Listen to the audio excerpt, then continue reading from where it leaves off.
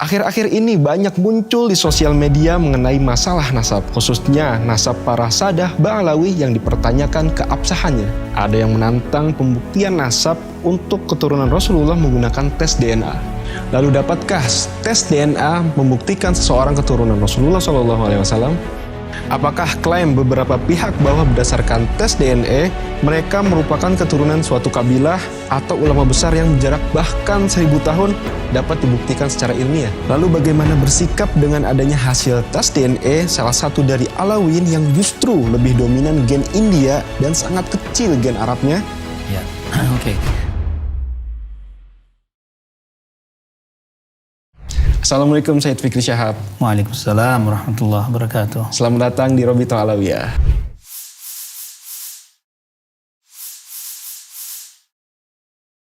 Akhir-akhir ini banyak muncul di sosial media mengenai masalah nasab, khususnya nasab para Sadah Ba'alawi yang dipertanyakan keabsahannya, yang diawali oleh sebuah artikel di internet yang mempertanyakan ketersambungan nasab Ba'alawi sampai ke Rasulullah SAW. Bagaimana analisa Anda mengenai hal ini? Jadi memang ini adalah topik yang kelihatannya cukup tren akhir-akhir ini dan menarik perhatian banyak orang ya, khususnya di sosial media. Tapi mungkin pertama kali yang perlu kita ketahui dan kita setujui dulu, sepakati dulu bahwa mengenai masalah nasab ini sendiri, metode apa yang harus digunakan? Metode baku yang disepakati oleh para ahli nasab, oleh para ilmuwan dan sejarawan untuk mengithbat atau menetapkan nasab tersebut. Sepakat semua ulama dalam mazhab apapun juga, Maliki, Hanafi, Hambali, Syafi'i, semuanya bahkan di mazhab yang di luar mazhab ahli sunnah pun juga menyepakati metode ini, yaitu metode yang terutama dan paling utama adalah syuhrah wal istifadah, yang artinya keterkenalan, dikenalnya, dan istifadah itu tersebar di daerah tersebut. Nah, ini metode yang disepakati oleh semua ulama. Nah, dalam hal ini kita lihat nasab Bani Alawi sudah syuhrah dan istifadah sudah dikenal semenjak zaman dahulu dan juga tersebar informasinya bukan hanya di tempat tersebut, bahkan requirement atau syaratnya itu hanya di tempat tersebut pun juga sudah cukup, tapi Sadah Bani Alawi dikenal di berbagai tempat, jadi sudah memenuhi syarat syuhrah dan istifadah. Nah, kemudian beberapa hal lain yang menunjang itu adalah tentu catatan, itu berupa buku, bisa yang matbu, artinya yang dicetak, yang bisa kita akses sekarang ini, atau kita bisa lihat sebelumnya catatan tersebut yang dicetak, atau yang makhtut. Yang makhtut itu yang ditulis, makhtutat itu ditulis, itu manuskrip. Kemudian juga perlu dilihat juga aspek-aspek yang lain, jadi harus komprehensif untuk menunjang itsbat nasab tersebut. Misalnya sejarah dan arkeologi, ya, itu juga kita lihat riwayat-riwayat mengenai orang tersebut. Nah, kalau kita lihat misalkan Sadah Bani Alawi dari Al-Imam Ahmad bin Isa Al-Muhajir yang hijrah dari Basrah ke Hadramaut, itu sejarahnya lengkap, nama-namanya ada dan orangnya ada, makamnya juga ada. Dari sisi aspek antropologinya juga, keadaan sosial, kita lihat di zaman itu ya, di abad ke-4, ke-5 ya, itu untuk orang mengaku-ngaku misalkan sebagai anak seseorang itu akan sulit sekali. Berbeda dengan kondisi kita mungkin di zaman 21 atau di abad atau mungkin di Eropa atau di Amerika, di Hadramaut pada saat itu di abad ke-4, abad ke-5 itu sangat kehidupan yang sangat tribal atau kehidupan yang sangat ketat dengan kesukuannya, sehingga tidak mudah orang untuk mengaku-ngaku tiba-tiba saya ini adalah anak si A gitu, dan tiba-tiba itu diterima. Ada faktor lain juga yang kita lihat, faktor-faktor sosial juga perlu dipertimbangkan, siapa yang mengklaim nasab ini. Apakah dia itu adalah orang biasa yang tidak dikenal, ataukah mereka itu adalah ulama, akhlak mereka seperti apa, atau mungkin mereka adalah penguasa. Nah, ini kita lihat semua dari awal sejarahnya Ahmad Al-Muhajir, begitu juga dengan anak beliau, mereka adalah orang-orang yang saleh, orang-orang yang penuh dengan ilmu dan ketakwaan. Insya Allah orang-orang yang seperti itu tidak akan melakukan klaim secara sepihak, karena mereka sangat memahami bahwa untuk mengaku-ngaku nasab itu adalah suatu dosa yang sangat besar. Beberapa faktor yang lain juga yang perlu dipertimbangkan dalam masalah nasab juga takrir ulama, baik itu ulama ahli nasab atau ulama yang lainnya. Kita lihat sepanjang sejarah penuh dengan takrir ulama yang mengisbat, yang menguatkan semua nasab Bani Alawi ini. Dari abad ke abad ya, yang tercatat kita bisa lihat itu yang tercatat Al-Janadi di abad ke-7. Sebelumnya mungkin sudah ada di manuskrip-manuskrip lain. Begitu juga di dalam syair-syair yang dinukil di abad berikutnya. Termasuk juga takrir dari penguasa, dari hakim. Kita lihat takrir dari para penguasa, Imam Yaman misalkan di abad ke-14 juga mengisbat, abad ke-13 juga mengisbat. Demikian juga dengan penguasa di Hijaz pada saat itu, Ashraf juga dari golongan Syarif. Ashraf Makkah, mereka memberikan Naqabatul Ashraf, yaitu posisi pemimpinan para Syarif di Hijaz kepada Sadah Bani Alawi, dan itu sebetulnya atas titah juga dari pemerintah Utsmani. Pemerintah Utsmani pada saat itu mereka mengeluarkan keputusan bahwa hanya orang yang betul-betul sudah diverifikasi dan valid nasabnya yang boleh menyandang gelar Sayyid Syarif pada saat itu. Begitu juga apalagi yang menempati posisi sebagai pemimpin para Sayyid atau Syarif. Nah, kepemimpinan Sayyid dan Syarif ini juga silih berganti. Terkadang pemerintah Utsmani yang langsung memberikan keputusan tersebut, atau juga wakil mereka yaitu para Syarif, yaitu para penguasa Amir yang berada di Hijaz. Dan dilihat dari sejarahnya, Bani Alawi sering sekali, malah dominan sekali mereka diberikan kepemimpinan Naqibul Ashraf atau Naqibul Sadah pada saat itu, ya pemimpin para sayyid yang mengurus urusan-urusan mereka. Nah, dari sini sangat tidak logis ya apabila seorang yang nasabnya diragukan, mereka dipilih sebagai Naqibul Ashraf di Hijaz apalagi pada saat itu, dan penuh dengan para ulama ya, dan para ulama juga memberikan takrir yang menguatkan nasab mereka ini. Misalkan penggunaan nama, kita tahu Bani Alawi itu adalah keturunan daripada Alawi, kan keturunan Alawi, makanya disebut dengan Alawi karena salah satu dari leluhur mereka, kakek mereka bernama Alawi atau Alwi yang biasa dikenal dengan dialek Hadramaut. Penggunaan nama Alawi itu sendiri baru pertama kali digunakan di Hadramaut pada zaman itu oleh beliau, anak yang bernama Alawi ini sendiri. Jadi belum ada nama tersebut digunakan sebelumnya. Itu bisa dicek di kitab biografi atau disebut dengan tarajim. Alawi itu sendiri adalah nama yang dinisbahkan kepada Ali bin Abi Thalib, baik itu keturunan atau pengikutnya. Nah, orang di zaman itu tidak ada yang merasa berhak atau merasa ingin menamakan anaknya Alawi karena mereka tidak bernisbah kepada Ali bin Abi Thalib. Hanya orang yang bernisbah kepada turunan Ali bin Abi Thalib yang merasa layak untuk menamakan nama tersebut. Selanjutnya juga yang terakhir, kita bisa lihat juga berbagai manuskrip, bahkan Imam Ahmad bin Isa Al-Muhajir itu dikenal sebagai muhaddits, yaitu ahli hadis. Beliau meriwayatkan beberapa hadis, banyak hadisnya, dan tertulis ya di maktutat tertentu yang berada di Hijaz dan juga berada di Persia, bahkan bisa diakses, didapatkan oleh salah satu keturunannya memegang itu. Di dalam riwayat yang disebutkan di manuskrip tersebut ada periwayatan dari jalur Ahlul Bait menyebutkan salah satu perawinya itu adalah Abdullah atau Ubaidillah bin Ahmad bin Isa. Jadi dari sini semuanya itu, semua faktor-faktor yang kita sebutkan tadi, dari syuhra wal istifadhah, kemudian dari catatan-catatan sejarah, manuskrip, sejarah dan arkeologi, antropologi, keadaan sosial, siapa mereka, semuanya menunjang bahwa mereka ini menguatkan dan isbat mereka bahwa mereka ini adalah memang betul keturunan daripada Ahmad bin Isa Al-Muhajir dan bersambung nasabnya ke Rasulullah Muhammad SAW. Anda menyebutkan hal ini sudah pernah terjadi dan juga terhadap kelompok para sayyid lain. Bisa diperjelas dan diberikan contohnya? Ya, memang hal ini sudah pernah terjadi sebelumnya di masa lalu. Juga ada yang meragukan nasab para sayyid dari grup yang lain juga. Cuma memang kita lihat di saat ini banyak di-amplify atau diperkuat oleh medsos ya, di internet, di era internet ini. Dulu kan belum ada. Ya, hal ini memang bukan hal yang baru. Kita bisa lihat bahkan nasab para sadah, kelompok sadah yang sudah sangat terkenal sekalipun juga di-challenge atau ditantang. Ada juga yang tidak percaya dengan hanya mengandalkan satu dua tulisan gitu. Jadi mereka menggunakan logika-logika saja, mereka mencoba menegasi nasab-nasab yang sudah masyhur. Misalnya bahkan nasab Qatadat itu, Al-Qatadat itu para asyraf Mekah, para penguasa-penguasa Mekah zaman dahulu dan Madinah juga. Itu mereka adalah para amir-amir di Mekah dan Madinah sampai ratusan tahun ya. Mereka bahkan nasabnya dianggap mutawatir, disebutkan oleh Ibnul Katsir, oleh Ibnul Athir. Itu pun juga ada yang meragukan, dianggap mereka ini datang menisbahkan diri karena mereka menjadi penguasa pada saat itu, menisbahkan diri kepada keturunan Rasulullah, menisbahkan diri kepada Sayyidina Al-Hasan bin Ali.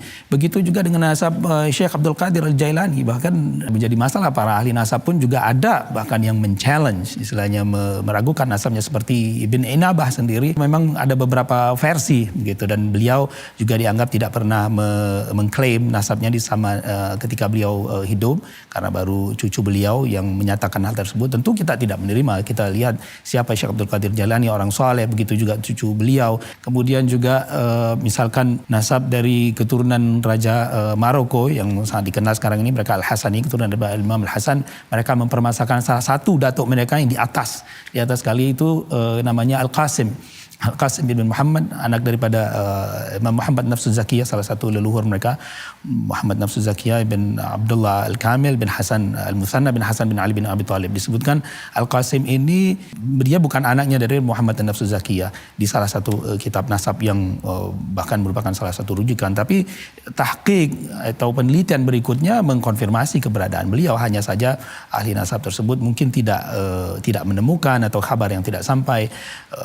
Juga dengan salah seorang keturunannya Hasan Ad-Dakhil, keturunannya yang dikenal dengan grup Al-Alawiyin, Al-Filaliyin di Maroko, kemudian juga Al-Ayashi misalkan di Hijaz ya, yang orang mempermasalahkan karena salah satu daripada kakek mereka tidak tertulis kitabnya di zaman itu. Nah, tidak tertulis itu kan bukan berarti tidak ada figurnya itu, apalagi kalau ingin dikaitkan di zaman tersebut, karena Ibn Inabah sendiri misalkan salah satu pakar nasab yang tentunya beliau nasabnya tidak ada masalah sama sekali. Siapa yang meragukan nasab beliau, karena beliau juga ahli genealogi Sadah ya, para kaum Sayyid itu. Salah satu datuk mereka, beliau juga tidak tertulis selama lebih dari 100 tahun, 150 tahun di kitab nasab. Ada beberapa kitab nasab yang tidak menyebutkan, tapi siapa yang mau percaya bahwa Ibn Inabah itu bukan seorang Sayyid. Begitu juga dengan keluarga terkenal lain seperti Al-Ahdal, salah satu kakek mereka pun juga tidak tertulis. Bahkan di atas sekali adanya Imam Musa Al-Kazim yang bernama Aun bin Musa, ada yang mempertanyakannya. Kemudian ada kelompok Sada yang sangat terkenal, misalkan Bahrul Ulum di Timur Tengah ya, dikenal dengan tokoh-tokoh ilmuannya, keluarga Bahrul Ulum dan keluarga Al-Hakim juga. Itu juga dipermasalahkan karena dianggap salah satu daripada datuk mereka itu nggak ada. Bahkan Ibn Funduk nih dalam kasus Bahrul Ulum itu, keluarga Bahrul Ulum dan Al-Hakim, salah satu keluarga yang sangat terkenal di Timur Tengah itu, salah seorang ahli nasab meragukan keberadaan daripada datuk mereka. Juga dengan Al-Sadar juga dianggap menisbahkan kepada salah seorang leluhur Sayyid pada saat itu. Jadi hal-hal seperti ini memang sudah pernah ada, bukan tidak ada, tapi semuanya itu tidak valid karena sudah ditahqiq oleh para ulama-ulama ahli nasab akan kebenarannya. Keluarga-keluarga ini semuanya memang sudah benar, masyhur, mustafid, dikenal, diakui oleh para ahli nasab, ahli sejarah, mereka adalah Sada. Yang saya ingin sampaikan di sini bukan hanya Bani Alawi saja yang di-challenge. Bahkan kalau untuk kasus Bani Alawi belum ada satu ahli nasab pun dari zaman dulu sampai di abad ke-20 yang meragukan atau yang menolak nasabnya. Kecuali memang di abad 20 sudah yang ada mau tulis dengan menggunakan yaitu metode yang sebetulnya tidak disepakati. Oh, nggak ada di kitab ini di zaman ini. Itu sendiri metode yang tidak ada sebetulnya, tidak ada kaidah dalam ilmu nasab. Kira-kira mungkin seperti itu mungkin bisa memberikan sedikit gambaran. Jadi bukan hal yang baru, hanya saja internet yang menambah tersebarnya informasi ini. Dari berbagai carut-marut di sosial media mengenai masalah ini, ada yang menantang pembuktian nasab untuk keturunan Rasulullah menggunakan tes DNA. Bisa Anda jelaskan mengenai DNA itu sendiri dan tes DNA itu seperti apa? Ya, jadi sebenarnya DNA ini masalah yang yang tidak sederhana ya, masalah yang cukup kompleks ya, harus dijelaskan sebetulnya oleh para ahlinya. DNA sendiri itu sebetulnya adalah satu materi genetik yang terdapat di semua makhluk hidup ya, termasuk manusia. Ya, kucing pun juga mempunyai DNA, tumbuh-tumbuhan juga mempunyai DNA. Ya, materi genetik ini membentuk dan menunjukkan siapa kita dengan segala karakteristiknya. Jadi semua sifat-sifat kita itu memang terkandung di dalam DNA, yaitu asam deoksiribonukleat kalau kita terjemahkan dalam bahasa Indonesia. Jadi DNA memang mengandung kode genetik yang tersusun dari senyawa basa ya, dengan 4 tipe, yaitu adenin, sitosin, timin, dan guanin. Kemudian DNA ini membentuk 2 rantai panjang yang disebut dengan double helix atau ya rantai panjang ya, dalam bahasa Indonesia double rantai ganda ya. Molekul DNA ini dikemas menjadi struktur seperti benang yang disebut dengan kromosom ya, kita bisa lihat. Di dalam sel manusia ada 46 kromosom yang terdiri dari 23 pasang yang masing-masing diturunkan oleh kedua orang tua kita. Nah, di dalam setiap kromosom itu ada terkandung jutaan DNA, bahkan ratusan juta tergantung kromosomnya ya. Jadi manusia mempunyai 46 kromosom terdiri dari 23 pasang masing-masing dari pihak ayah dan 23 dari pihak ibu. Nah, kalau dipetakan ya, semua genom manusia ini dalam satu sel itu berjumlah sekitar 3 miliar pasangan basa. Jadi tadi kita sudah tahu ada pasangan basa ya, ada 4 ya, adenin, timin, guanin, sitosin. Yaitu kalau dideretkan itu ATCG itu ada 3 miliar pasang. Jadi begitu banyak ya di dalam genom manusia yang memberikan karakteristik siapa kita. Tes DNA sendiri itu pada dasarnya yang umum diketahui itu adalah namanya autosomal DNA.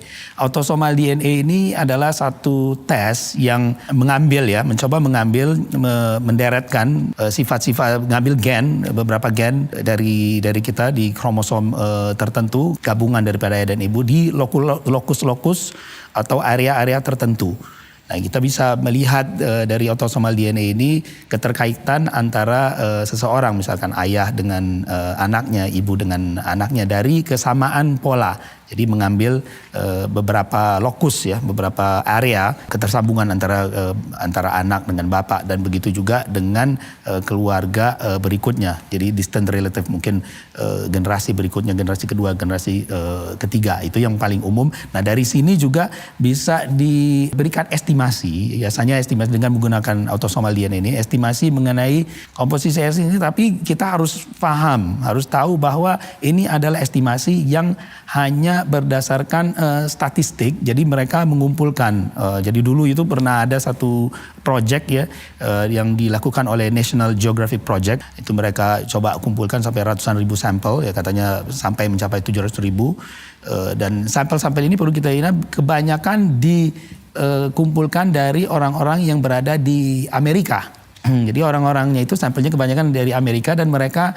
juga melakukan interview. Mereka bertanya orang tersebut, Anda dari mana asalnya? Mereka mau mencoba memetakan migrasi orang. Oh, saya dari sini. Jadi informasi migrasi itu bukan berdasarkan asli etnisnya, tapi berdasarkan informasi dari orang-orang tersebut yang kebanyakan berada di Amerika, dan kebanyakan orang-orang tersebut berasal dari Eropa ya.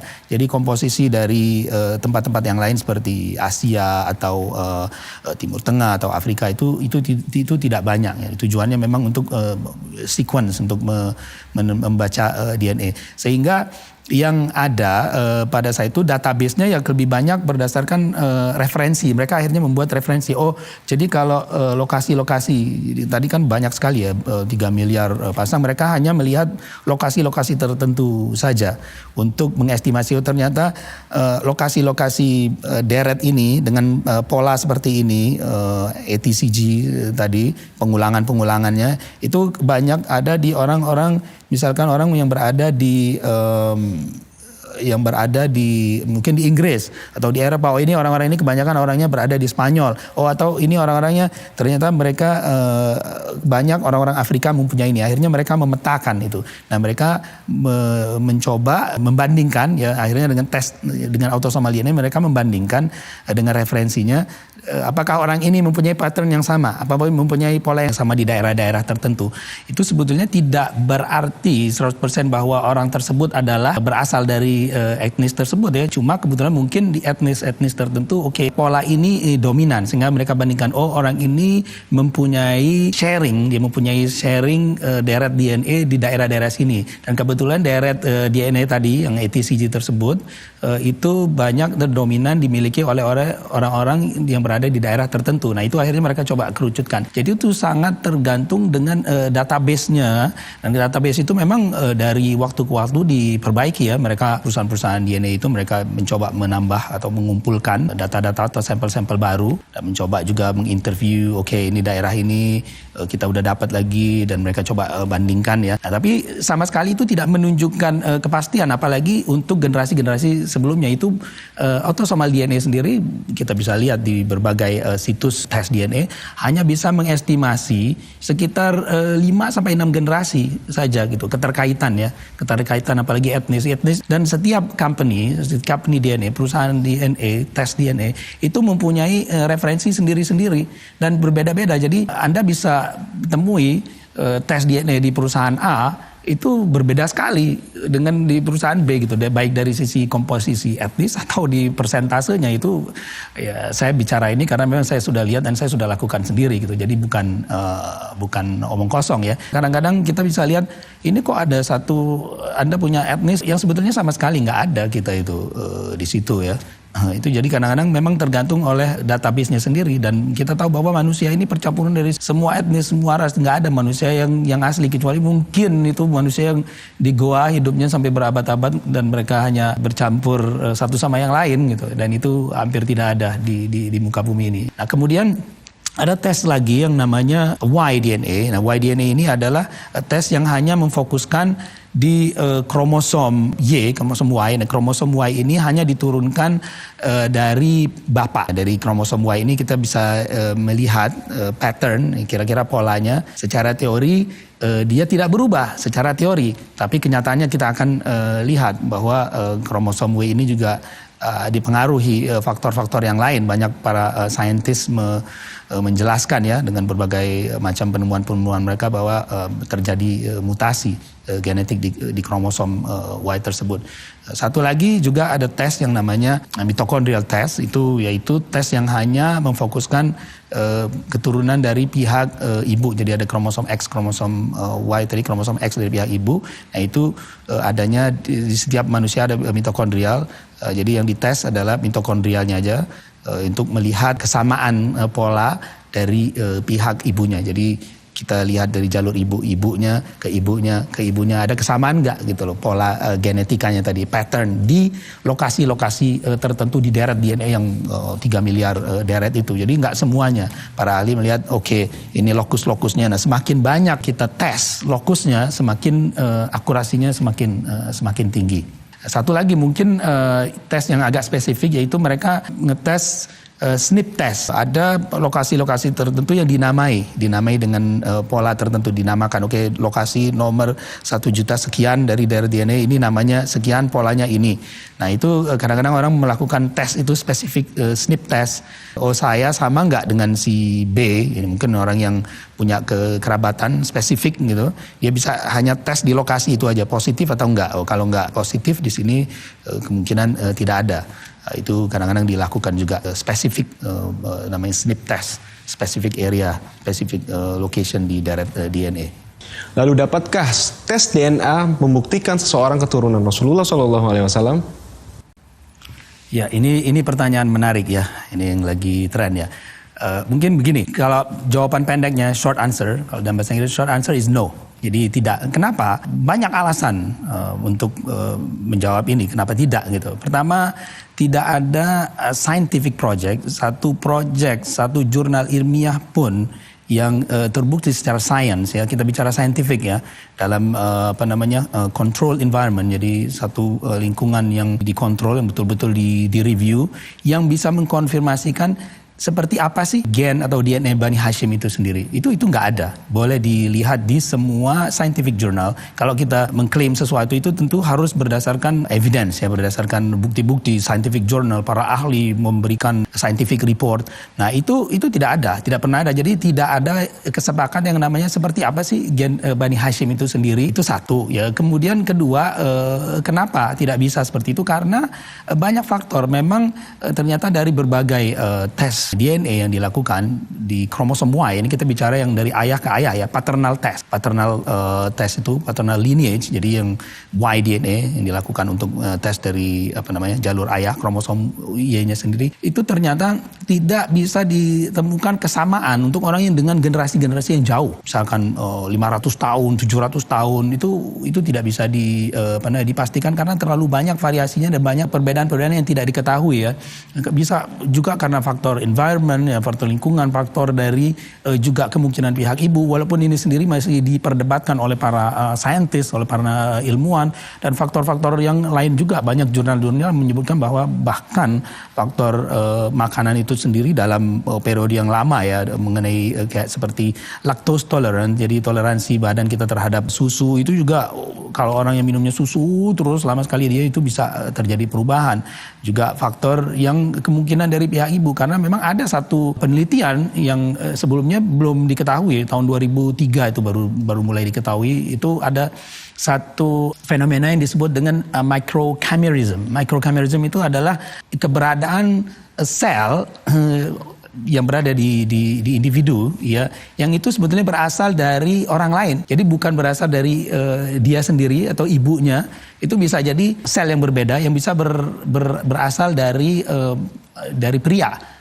dari ayahnya, atau dia juga mungkin karena mengandung. Jadi ada satu artikel yang menyebutkan ya, artikelnya itu Male Microchimerism in Women Without Sons. Itu diterbitkan sekitar 2005 kalau nggak salah ya.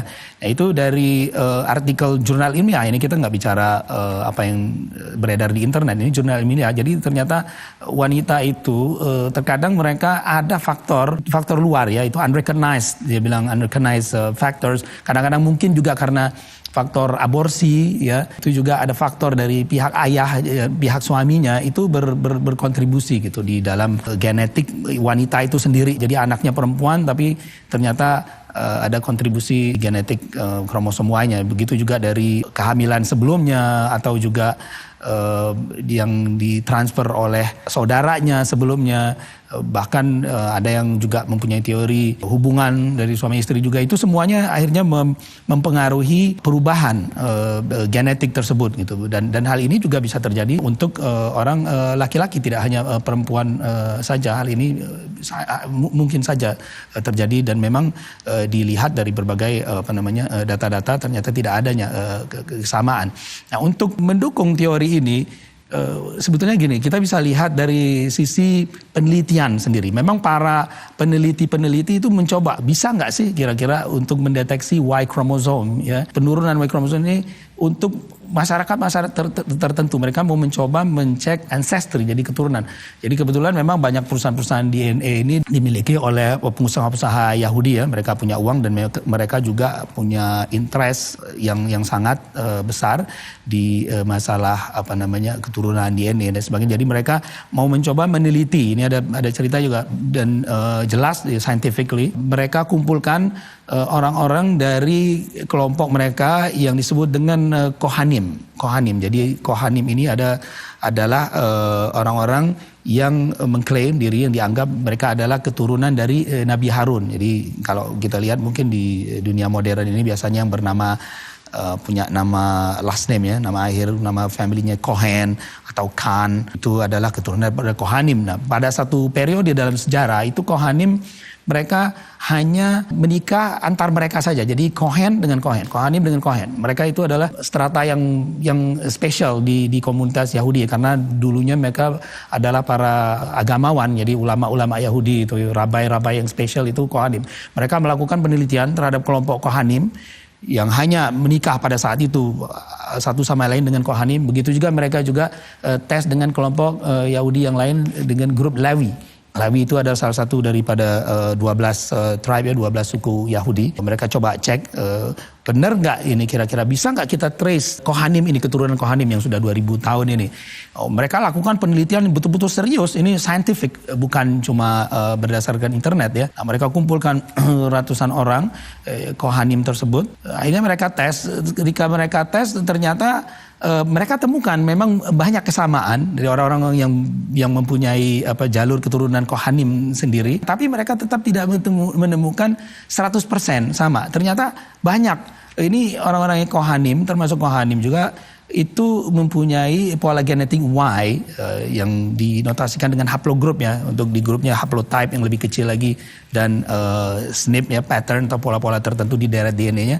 Itu ternyata mereka berbeda. Padahal orang-orang ini memang sudah jelas sekali disebut dengan Kohanim, dengan metode yang sangat scientific.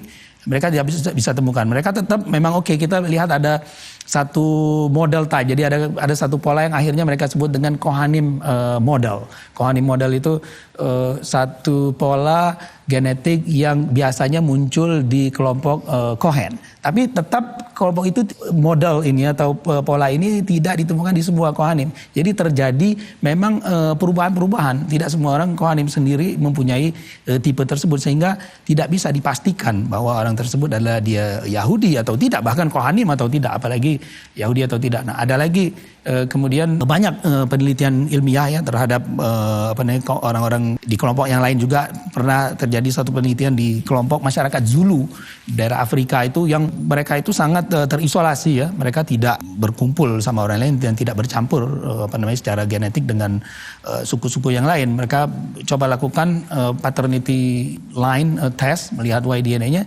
Ternyata tidak juga seragam 100% untuk generasi yang sangat jauh ya. Kita nggak bicara dengan 5 generasi, 6 generasi, kita bicara ratusan tahun ini. Ini generasi yang sangat jauh. Ternyata terjadi variasi-variasi juga. Kemudian mereka coba lakukan juga di masyarakat Viking. Hal yang sama mereka temui juga. Tidak ada coherence, tidak ada 100% secara statistik yang bisa memastikan, oh ini orang ini betul, exactly 700 tahun lalu, 1000 tahun yang lalu adalah keturunan Sia. Zaman Rasulullah 1500 tahun yang lalu, lebih jauh lagi. Yang pernah ada juga sempat dilakukan itu di masyarakat Islandia dengan sekelompok masyarakat tertentu yang sangat tertutup juga. Itu mereka akhirnya dapat itu up to 500 years, sampai sekitar 500 tahun lalu. Tapi terbatas juga ketika mereka extend lagi ke grup yang lain, itu sudah terjadi perbedaan-perbedaan dan tidak match.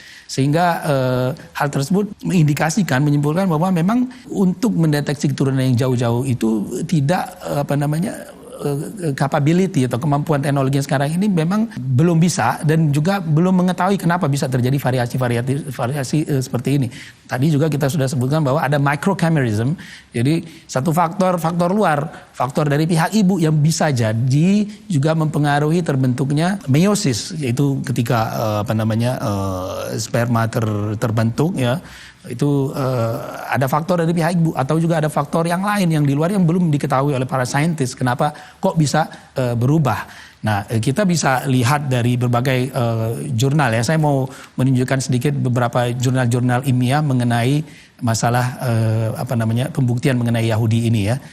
Pertama, mutation rate ya. Mutation rate itu kita bisa lihat di jurnal, di New York Times juga menyebutkan bahwa male chromosomes may evolve fastest. Satu artikel di tahun 2010 di New York Times yang menyebutkan bahwa kromosom pria ya, YDNA itu berubah lebih cepat dari kromosom X. Jadi memang ada perubahan setiap pattern di DNA itu sendiri menunjukkan umur dan lain sebagainya. Kemudian juga ada satu artikel juga di majalah Science Daily, tentunya dari para pakar ya. Mereka juga menyimpulkan bahwa kita ini sebetulnya bermutasi. Ada konversi ya, satu artikel yang di-publish ya oleh American Journal of Human Genetics di tahun 2009, itu disebutkan ada gene conversion between the X chromosome and the male specific region of Y chromosome at certain location. Jadi ada perubahan antara X chromosome dan region tertentu di male specific chromosome. Jadi region genetik pria itu bisa terjadi perubahan. Itu ada jurnal ilmiahnya. Nah, oleh karena berbagai macam faktor ini ya, berbagai macam faktor perubahan genetik tersebut, maka para saintis akhirnya selalu menuliskan public warning hati-hati bahwa ancestry test, tes keturunan bahkan yang biasa itu mempunyai scientific backing yang sedikit sekali. Jadi mempunyai nilai saintifik yang tidak bisa diandalkan dan tidak diakurat. Bahkan mereka sebagian menyebutkan itu sebagai genetik astrologi. Yang terjadi sekarang ini adalah di dunia bisnis, karena mereka melihat memang genetic ancestry ethnicity test ini sangat laku ya. Jadi perusahaan-perusahaan DNA itu mereka banyak mengiklankan gitu loh ancestry testing dan memberikan impresi seakan-akan inilah tes yang bisa memastikan Anda adalah keturunan si A, si B untuk generasi-generasi yang jauh. Tentunya itu tidak betul gitu. Ada satu orang profesor dari University College of London, itu Profesor David Balding, dan juga Profesor Mark Thomas di situ bahkan beliau memberikan warning di public statement bahwa menurut dia ya, ini statement yang mereka katakan adalah you cannot look at DNA and read it like a book or a map of journey without supporting historical evidence. Anda tidak boleh dan tidak bisa melihat DNA dan membaca DNA test itu dan melihat peta perjalanan migrasi dan lain sebagainya tanpa menggunakan supporting historical evidence, tanpa menggunakan pendukung sejarah seperti itu, karena akhirnya kita akan misled, terkecoh gitu loh dengan hal seperti ini. Nah, kembali tadi dengan mengenai masalah nasab itu Rasulullah itu sendiri. Nah, sebetulnya ini berawal dari satu orang pengusaha perusahaan DNA ya, kebetulan dia juga seorang pengusaha Yahudi namanya Bennett Greenspan. Bennett Greenspan melihat potensi bisnis di sini.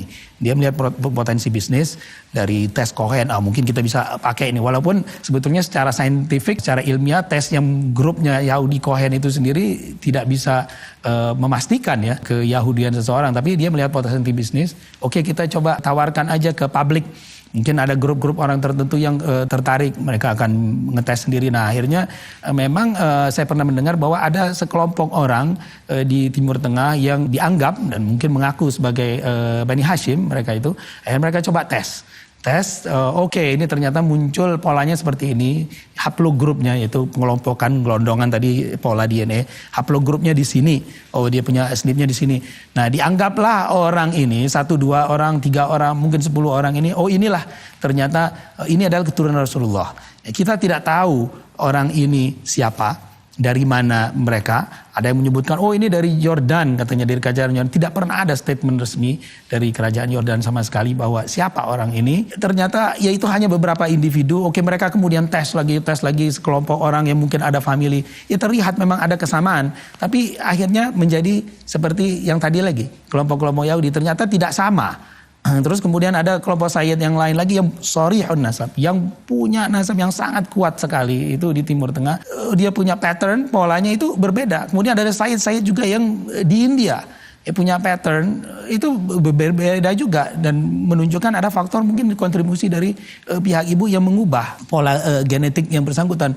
Juga sebagian Sadah yang ada di Afrika Utara, katanya ada kelompok yang bahkan juga sangat kuat, yaitu termasuk dari keluarga kerajaan Maroko, itu berada di haplogrup yang sangat berbeda sekali.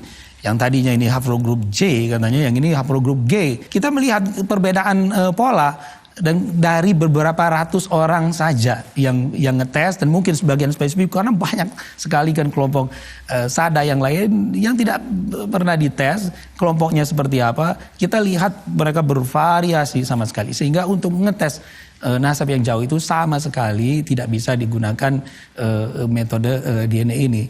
Pernah juga akhirnya, karena memang tadi secara bisnis kan menjadi ramai, banyak orang akhirnya coba ngetes di sini. Kebetulan di Timur Tengah mereka itu sangat senang ya dengan nasab. Jadi bukan cuma kelompok Bani Hashim misalnya, ada juga kelompok Quraisy, ada juga kelompok yang mencoba mengetes Bani Tamim. Oh, kita ini dari kelompok Bani Tamim. Gitu. Mereka coba itu lakukan di Timur Tengah. Ternyata pattern mereka polanya berbeda semua juga. Bahkan satu lagi yang paling mungkin menarik juga. Oke lah, ini kita ternyata berbeda. Coba kita tes dengan satu kelompok Quraisy yaitu kelompok Bani Syaibah. Namanya Bani Syaibah itu dikenal adalah penjaga yang pemegang kunci Ka'bah. Pemegang kunci Ka'bah. Ya Bani Syaibah, Syaibi atau Syaibani. Dan mereka turun-temurun dari zaman Nabi sampai zaman sekarang, mereka estafet menerima kunci Ka'bah. Menurut berita, ya kita kalau merefer ke internet, menurut berita, salah seorang dari keluarga tersebut, Bani Syaibah, mereka melakukan DNA test, dan ternyata tes DNA-nya sama sekali tidak sama dengan sebagian tes yang dianggap. Yang kita bisa dianggap, oh ini sebetulnya Quraisy, Bani Hashim. Lah bagaimana mungkin orang yang secara historical, secara sejarah mereka Sadanatul Ka'bah, disebut pemegang kunci Ka'bah, yang sudah pasti nasabnya jelas Quraisy berbeda dengan sekelompok orang yang lain gitu. Bahkan kalau kita bicara haplogroup itu beda sekali. Wah ini kok ribuan tahun beda. Jadi memang tidak ada satu pattern yang bisa memastikan istilahnya orang-orang ini si A adalah keturunan si B dengan jarak yang begitu jauh. Karena macam-macam faktor tadi yang belum diketahui oleh sains. Jadi kesimpulannya seperti itu. Jadi ya tidak bisanya itu bukan tidak mau, nggak mau tes DNA, nggak bisa. Memang toolsnya tidak memungkinkan untuk melakukan pembuktian secara DNA untuk nasab-nasab yang jauh. Oleh karena itu ya bahkan kelompok Yahudi sendiri ya mereka di salah satu jurnal ilmiah mereka melakukan penelitian yang ditulis oleh Brinkman, oleh Nebel, Philon, itu di situ disebutkan bahwa memang tidak bisa, dan ini diterbitkan oleh American Journal of Human Genetics, kemudian juga salah seorang peneliti juga Falk di tahun 2015 juga menulis di jurnal ilmiah Frontiers of Genetics atau majalah genetika ya. Di situ menyebutkan kesimpulannya dari artikel ilmiah dia adalah genetic markers cannot determine Jewish descent. Jadi genetic marker yang tadi kita sebut pattern-pattern pola-polanya tidak bisa memastikan keturunan Yahudi Anda. Nah demikian juga yang lainnya, banyak sekali juga artikel-artikel ilmiah yang menyebutkan hal ini. Saya juga akan mencoba mengquote disclaimer yang ada di berbagai situs-situs genetika ya, situs-situs genetika, bahkan di situs-situs genetika DNA-nya orang-orang Yahudi sendiri ya. Ini salah satu daripada artikel ilmiah juga menyebutkan bahwa it was suggested, dia bilang, that to lead the public mistake, the genetic findings as scientific evidence that Kohanim were descendant of Aaron himself. Ini menunjukkan sugesti yang tidak benar, bahwa menunjukkan ke public mistake. Jadi kebohongan publik bahwa genetic finding yang ada itu menunjukkan mereka adalah keturunan Kohanim. Juga di salah satu situs genetika yang bernama sequence.com, di situ disebutkan Jewishness is more difficult to identify in genetic testing than other ethnic groups. Dia bilang yang artinya keyahudian seseorang itu lebih susah dibuktikan bahkan dibandingkan dengan genetik atau ethnic group yang lain. This is because there is no specific gene that makes a person as Jewish. Karena nggak ada ternyata gen yang membuat seorang itu adalah disebut dengan Yahudi. Dia bilang straightforward DNA examination cannot conclusively tell a person whether or not they are of Jewish descent. Dia bilang hanya tes DNA saja, dia bilang sama sekali tidak bisa menyimpulkan Anda adalah seorang Yahudi atau merupakan bagian daripada populasi Yahudi. Demikian juga di situs DNA Yahudi yang lain disebutkan tidak ada dalam DNA Anda yang dapat memberitahu apakah Anda itu termasuk orang Yahudi atau yang lainnya. Satu-satunya cara untuk membuktikan keturunan Yahudi adalah dengan menghubungkan silsilah keluarga Anda dengan leluhur yang secara historik dikonfirmasi sebagai Yahudi. Nah ini orang Yahudi yang sudah melakukan scientific research. Mereka menyimpulkan seperti itu karena ternyata mereka banyak sekali bervariasi haplogrupnya. Ada yang haplogrup E yang banyak ada di Afrika, ternyata ada haplogrup G yang ada di Timur Tengah dan juga di daerah Kaukasus. Bahkan Raja Richard III yang jelas-jelas orang Eropa itu mempunyai haplogrup G katanya, padahal beliau itu tidak ada hubungan sama sekali dengan Timur Tengah dan Kaukasus, sehingga memang kita nggak bisa istilahnya ngukur panjang dengan timbangan berat gitu. Karena hasilnya akan berbeda, memang toolnya tidak bisa digunakan untuk itu. Jadi seperti itulah. Lalu pada kondisi seperti apa tes DNA efektif untuk digunakan? Ya, tentunya tes DNA ini bukan berarti tidak bisa digunakan ya. Seperti saya sebutkan tadi, itu tidak bisa digunakan untuk mendeteksi keturunan yang sangat jauh. Tapi DNA, teknologi DNA sangat efektif dan memang diakui sangat akurat sekali untuk mendeteksi paternity test. Misalkan antara orang tua dengan anak, itu bisa dikonfirmasikan dengan akurasi yang sangat tinggi. Atau mungkin beberapa generasi dekat, mungkin sepupu atau kakek, nenek, dan lain sebagainya, itu sangat bisa dilakukan. Tapi ketika jauh ya itu menjadi pertanyaan besar. Kemudian juga untuk masalah-masalah forensik, criminal forensik, untuk mendeteksi perbuatan-perbuatan kriminal ini siapa yang melakukan, itu banyak sekali manfaatnya yang bisa dilakukan. Kita bisa lihat bahkan difilmkan ya, dan di pengadilan bisa membuktikan orang-orang yang berbuat kriminal itu dari DNA-nya. Itu juga bisa dilakukan kalau ada dispute antara orang yang mengklaim anak ketukar, misalkan ada di rumah sakit, ini anaknya siapa, itu bisa dilakukan dan itu diperbolehkan memang di dalam agama ya. Juga untuk mengetahui akibat terjadi bencana ya, berbagai hal, bencana, perang, sehingga antara keluarga itu terpisah. Mereka perlu dilacak kan siapa keluarganya ketika mau dikumpulkan. Nah itu tes DNA sangat efektif digunakan untuk hal-hal seperti ini. Juga dalam hal imigrasi dan lain sebagainya juga diperbolehkan untuk dilakukan. Apakah klaim beberapa pihak bahwa berdasarkan tes DNA mereka merupakan keturunan suatu kabilah atau ulama besar yang berjarak bahkan 1000 tahun dapat dibuktikan secara ilmiah? Ya, ini lagi-lagi memang menarik ya, menjadi hot topic. Mungkin jawabannya kembali lagi seperti tadi. Jawabannya tidak bisa karena terjadi variasi. Dari variasi DNA tersebut kita bisa lihat misalkan ada kelompok, ya ini saya sebutkan ya, memang ada company, perusahaan di Amerika yang didirikan oleh Bennett Greenspan tadi, perusahaan namanya Family Tree DNA, kebetulan lokasinya juga di Houston ya. Saya tahu itu lokasinya di mana Bennett Greenspan melihat opportunity bisnis dan dia memfasilitasi interest group, beberapa interest group. Jadi kalau siapa yang mau ngetes DNA, oke, saya fasilitasi ini, mau bikin grup-grup sendiri. Misalkan keluarga orang, katakanlah orang Batak mau bikin sendiri. Oh ya, siapa yang mengaku sebagai orang Batak, masuk gitu di interest group. Nanti kita kasih adminnya, mereka kumpulin, ya kita lihat polanya kayak gimana, sama atau enggak.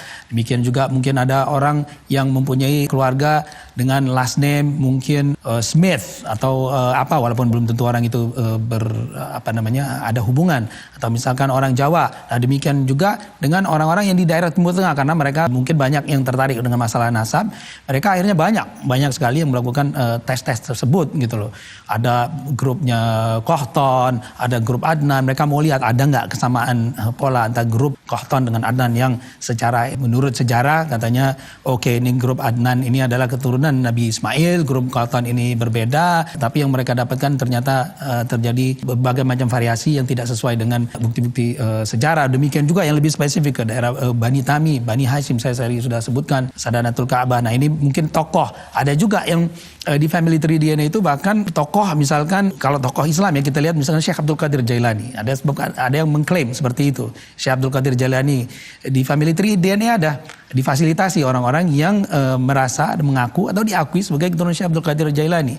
Ternyata dari berapa orang tersebut, 91, mungkin hanya sekitar 6 atau 7 orang, exactly saya detailnya nggak hafal ya berapa nama, tapi di bawah 10 orang itu yang hanya berada dalam satu grup yang berkelompok sama. Sementara yang lain yang juga Jailani, ada yang bukan Jailani memang kita tahu, yang kebetulan mereka juga ada keturunan Syekh Abdul Qadir Jailani, mereka tidak berada di grup yang sama. Jadi mau bagaimana ini? Kita mau bilang orang ini betul-betul bukan Jailani, padahal sebagian mereka betul shorihun nasab, orang yang mempunyai nasab yang jelas. Dan bahkan kalau kita lihat lagi dari kelompoknya Jailani itu di grup J, pola haplogrupnya 172 ya, J172, di situ 171, itu sama sekali tidak bersambung dengan grup yang tadi yang disebut dengan Quraisy atau grupnya yang keturunan Al-Hasani, turunan Sayyidina Hasan. Lah ini mau bagaimana? Kita bilang yang grupnya Jailani bukan yang keturunan Sayyidina Hasan karena tidak match. Kita tidak mau begitu karena ini seperti tadi, kembali lagi kita mau mengukur panjang dengan timbangan yang keluarnya berat gitu. Yang ada di masyarakat sekarang ini itu di sosial media. Sosial media itu memang mengeluarkan ya itulah memang ada sebagian di drive oleh faktor-faktor bisnis perusahaan-perusahaan genetik itu ya mereka melihat ini opportunity dan ini akhirnya menimbulkan sebetulnya kekacauan dan ini sebetulnya sudah terjadi di Timur Tengah ya. Mungkin di Indonesia kita nggak terlalu banyak yang fokus atau tertarik dengan masalah tes DNA ini, tapi di Timur Tengah dalam belasan tahun terakhir ini terjadi kekacauan. Oleh karena itulah kemudian Majma' Fiqhi, jadi lembaga fiqh di Saudi Arabia, di Mekah waktu itu mengeluarkan statement, mengeluarkan qarar yang melarang metode itsbat DNA ini untuk nasab-nasab yang nasab-nasab jauh. Itu ada qarar dari Rabita Alam Islami dalam pertemuan mereka yang ke-16 yang disebutkan tahun 2002 ini, bahkan itu qarar nomor 95 ya. Itu yang terkait mengenai tes DNA. Ini saya bacakan saja qorarnya, ada 4 qarar ya.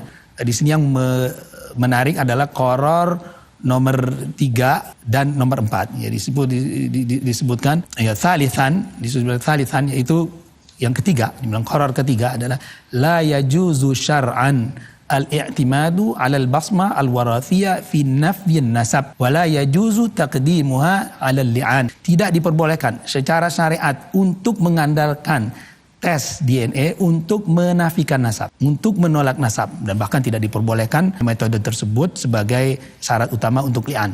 Kemudian ini yang lebih menarik lagi, qarar nomor 4. Ini yang sangat penting sekali.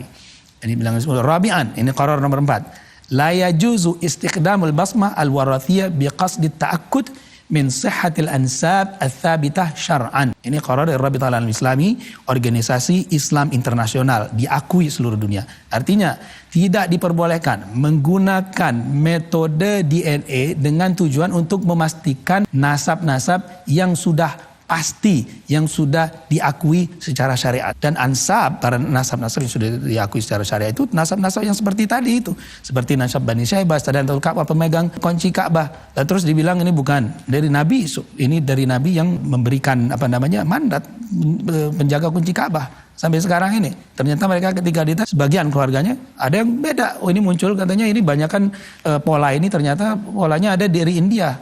Padahal tidak mungkin hal tersebut terjadi.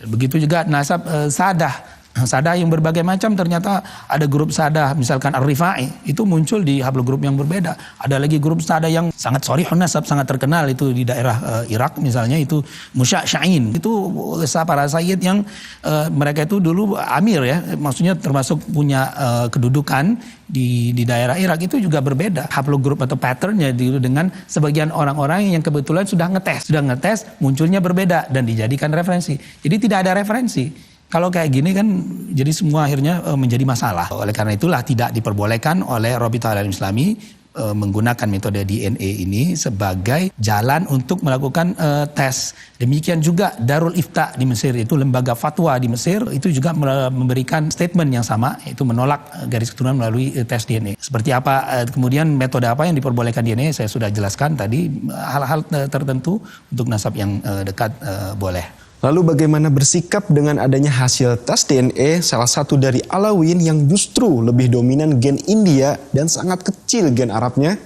Ya, oke. Ini juga satu hal tadi, kembali lagi ke masalah sosmed dan ketersebaran informasi yang sebetulnya perlu dipertanyakan. Pertama, sebetulnya yang paling penting dulu adalah, ini kembali lagi tesnya adalah autosomal DNA ya. Itu adalah mixture, adalah percampuran dari pihak ayah dan pihak ibu. Bahwa tes autosomal DNA ini sangat dipengaruhi sekali oleh database. Jadi tergantung reference database-nya. Saya dites mungkin database yang salah, dan saya bisa jadi dianggap orang Irian. Bisa aja karena di-compare, oh ternyata seperti ini. Pattern itu adalah kebanyakan ada orang-orang Afrika. Yang lebih penting lagi adalah manusia ini memang percampuran dari sebagai semua ras. Kita tidak ada manusia yang murni sama sekali. Dan siada atau kesayitan seseorang itu tidak ada urusan dengan rasnya. Dia bisa jadi dominan ras Melayu mungkin, for instance, sebagai contoh ya. Saya sudah melakukan tes DNA, saya sangat dominan sekali. Etnis Indonesia saya Melayu, sangat kuat gitu loh. Terus ada yang mungkin etnis yang kita nggak punyai bahkan. Nah itu tergantung dari reference database-nya. Nah untuk tes-tes seperti itu kita tidak tahu reference database mereka itu seperti apa, satu. Kedua tadi kan memang manusia itu kumpulan dari berbagai ras dan tidak ada hubungan sama sekali dengan kesayidan atau tidak. Oke, ada gen Arabnya atau Timur Tengahnya atau banyak atau tidak. Kita bisa tes para sayyid sadah yang ada di India, mungkin mereka akan dominan gen Indianya, atau yang di Afrika akan dominan gen Indianya, karena sudah terjadi berbagai percampuran. Di samping reference database yang sangat-sangat dipertanyakan tadi ya, itu sebetulnya sangat dipertanyakan keakuratan. Kalau dia bisa tes juga di perusahaan yang lain, mungkin di Amerika, itu yang bersangkutan pasti akan melihat hasil yang berbeda. Saya sendiri pun nggak tahu apakah hasil itu benar atau tidak. Tapi secara konsep itu tadi, siada itu tidak tergantung ras, dan juga akurasi masalah soal tes etnisitas dan lain sebagainya itu juga hanya terbatas dengan 5 sampai 6 generasi saja. Kalau di belakang-belakangnya sudah nggak tahu. Sementara di belakang 6 generasi ke belakang kita bisa berasal dari segala macam kelompok manusia. Rata-rata Alawiyyin saat ini merupakan keturunan ke-38 sampai ke-44. Secara kalkulasi matematis, hal ini dianggap tidak ilmiah. Bagaimana tanggapan Anda terhadap hal ini? Ya, ini juga yang saya sempat lihat juga, mungkin ada di sosial media juga ya, yang mempertanyakan mengenai hitungan ya, keturunan kesekian-sekian.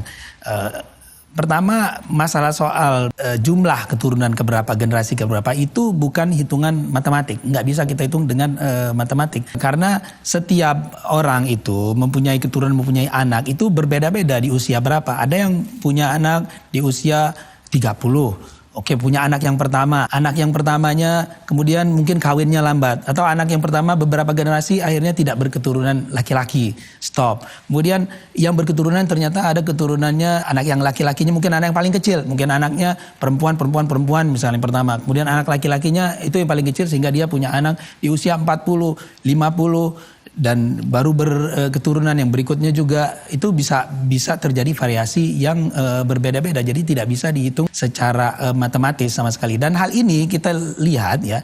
Jadi begini, kita melihat kebetulan contohnya adalah keturunan dari Sadah Bani Alawi. Mereka rata-rata di range 38 sampai 44, 45. Nah, kita lihat juga para sayyid yang dianggap sudah pasti ya, sudah pasti di tempat yang lain diakui mutawatir, muktamad, orang-orang tertentu, misalkan kerajaan Jordan yang dianggap para sadah di situ Ashraf ya, Al-Hasani, itu kalau kita lihat, kita hitung juga dari yang sekarang mungkin Raja Abdullah itu ada nasabnya satu persatu sampai ke Rasulullah itu sekitar 40 atau 41, berada di range yang sama.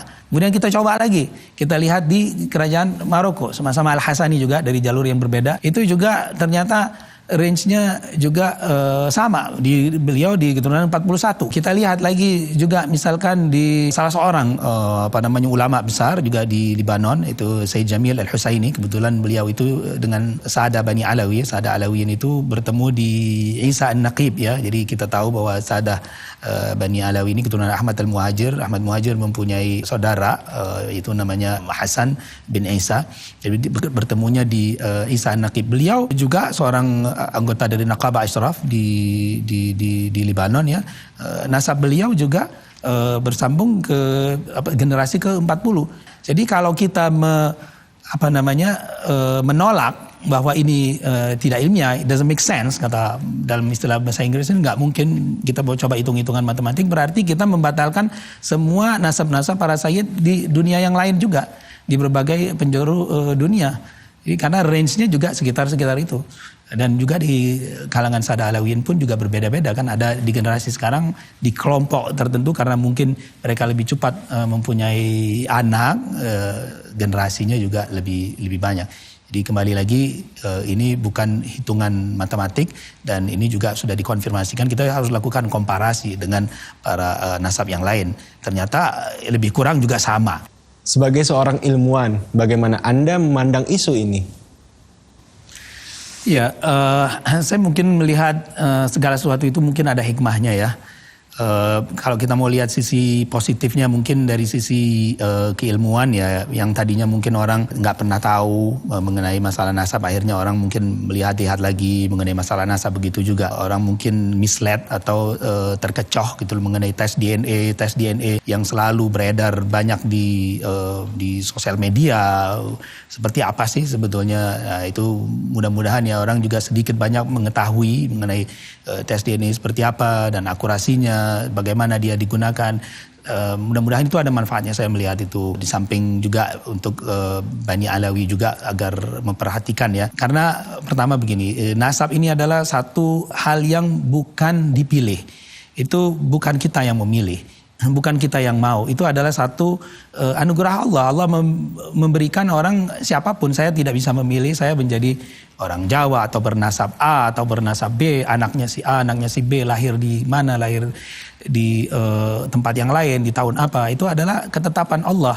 Jadi bukan suatu yang kasbi, bukan sesuatu hal yang bisa didapat. Jadi tidak ada gunanya untuk juga mengkapitalisasi nasab, untuk membanggakan nasab, itu tidak ada sama sekali. Saya menganjurkan menjaga nasabnya, jangan sama sekali mengkapitalisasi untuk tujuan-tujuan tertentu. Karena nasab itu, apalagi orang yang mempunyai nasab yang baik ya, khususnya orang yang bernisbah atau bernasabkan kepada Rasulullah, apalagi tentu nasab itu sebagai motivator untuk memotivasi dia mengikuti salafnya yang soleh, dijadikan contoh.